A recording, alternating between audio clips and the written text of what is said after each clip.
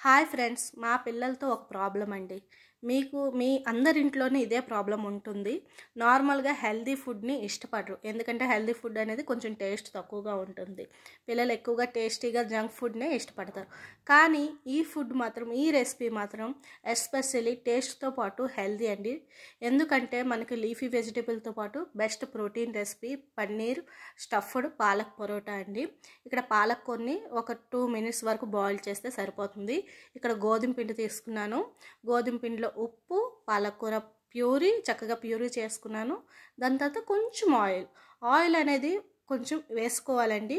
మనం cold pressed oil అయితే చాలా మంచిది. దాంతోపాటు మీరు నెయ్యి కూడా యాడ్ చేసుకోవచ్చు. చక్కగా సాఫ్ట్గా వస్తాయి. వీటన్నిటిని చక్కగా మెత్తగా పిండిని చక్కగా ఇలా డోని తయారు చేసుకోవాలి. దీన్ని ఒక 10 minutes వరకు మనం సైడ్ పెట్టుకుందాం. ఇక్కడ పన్నీర్ని ఆల్రెడీ గ్రేట్ చేసి పెట్టుకున్నానండి. పన్నీర్ చిన్నగా కట్ చేసిన ఆనియన్స్, చాలా చిన్నగా కట్ చేయాలి ఆనియన్స్.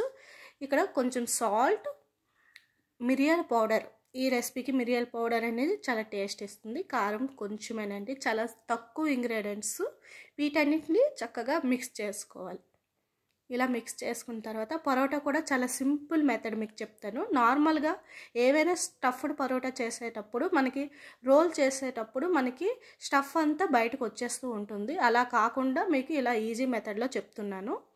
ఇప్పుడు మనం ఈ పాలక్ కూరతో చేసుకున్న గోధుమ పిండిని ఇలా రోటీలా చేసుకున్న తర్వాత ఈ పన్నీర్ యొక్క స్టఫ్ని ఇలా స్ప్రెడ్ చేసుకోవాలి.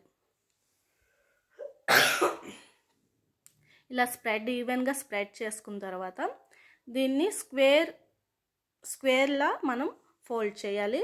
మనకి రోటీ అనేది రౌండ్గా కాకుండా స్క్వేర్లా వస్తుంది. ఈవెన్గా స్ప్రెడ్ అవుతుంది లోపల పన్నీర్ కూడా. ఇక్కడ మీరు చీజ్ కూడా యాడ్ చేసుకోవచ్చు. చీజ్ యాడ్ చేసుకుంటే ఇంకా టేస్టీగా ఉంటుంది.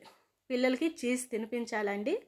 మనకి పన్నీర్, చీజ్ ఇవన్నీ పిల్లలకి గ్రోతింగ్లో చాలా బాగా ఉపయోగపడుతుంది. చూసారా, ఈవెన్గా మనం ఇలా రోటీని రోల్ చేసుకోవాలి. ఇలా పాముకున్న తర్వాత రెండు వైపులా మనం నెయ్యి, ఆయిల్ ఏదైనా మీకు ఇష్టమైన ఫ్లేవర్, బటర్తో అయితే చాలా బాగుంటుంది. రోస్ట్ చేసుకోవాలి రెండు వైపులా స్లో ఫ్లేమ్లో పెట్టుకొని. చాలా యమ్మీగా ఉందండి, టేస్ట్ సూపర్.